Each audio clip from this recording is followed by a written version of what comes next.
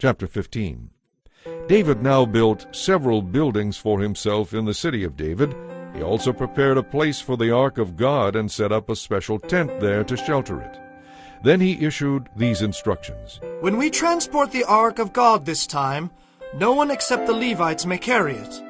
The Lord has chosen them to carry the ark of the Lord and to minister before him forever. Then David summoned all the Israelites to Jerusalem to bring the ark of the Lord to the place he had prepared for it. These are the priests and Levites who were called together. There were 120 from the clan of Kohath, with Uriel as their leader. There were 220 from the clan of Merari, with Asaiah as their leader.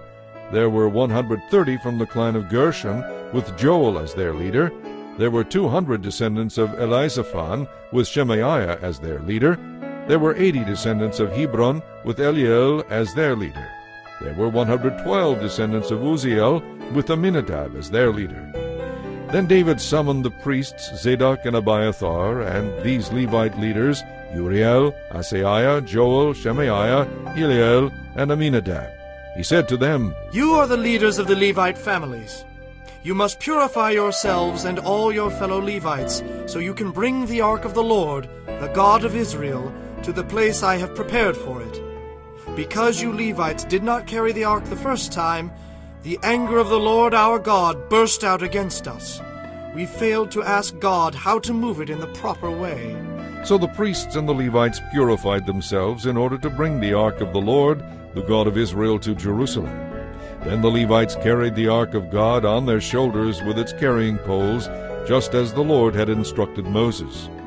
David also ordered the Levite leaders to appoint a choir of Levites who were singers and musicians to sing joyful songs to the accompaniment of lyres, harps, and cymbals. So the Levites appointed Heman, son of Joel, Asaph, son of Berechiah, and Ethan, son of Keshuiah, from the clan of Merari, to direct the musicians. The following men were chosen as their assistants: Zechariah, Jaaziel, Shemiramoth, Jehiel, Unai, Eliab, Benaiah, Maaseiah, Mattithiah, Eliphelehu, Mikneiah, and the gatekeepers Obed-Edom and Jael. Heman, Asaph, and Ethan were chosen to sound the bronze cymbals. Zechariah, Aziel, Shemiramoth, Jehiel, Unai, Eliab, Maaseiah, and Benaiah were chosen to play the lyres. Mattithiah, Eliphelehu, Mechaniah, Obed-Edom, Jael, and Azaziah were chosen to play the harps. Kenaiah, the head Levite, was chosen as the choir leader because of his skill. Berechiah and Elkanah were chosen to guard the ark. Shebaniah, Joshaphat, Nathanael, Amasai, Zechariah, Benaiah, and Eleazar, all of whom were priests, were chosen to blow the trumpets as they marched in front of the ark of God. Obed-Edom and Jehiah were chosen to guard the ark.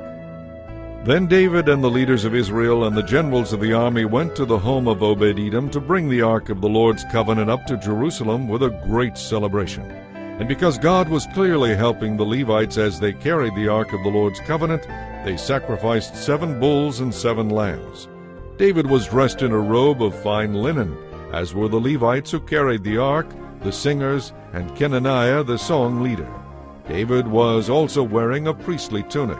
So all Israel brought up the ark of the Lord's covenant to Jerusalem with shouts of joy, the blowing of horns and trumpets, the crashing of cymbals, and loud playing on harps and lyres. But as the ark of the Lord's covenant entered the city of David, Michal, the daughter of Saul, looked down from her window.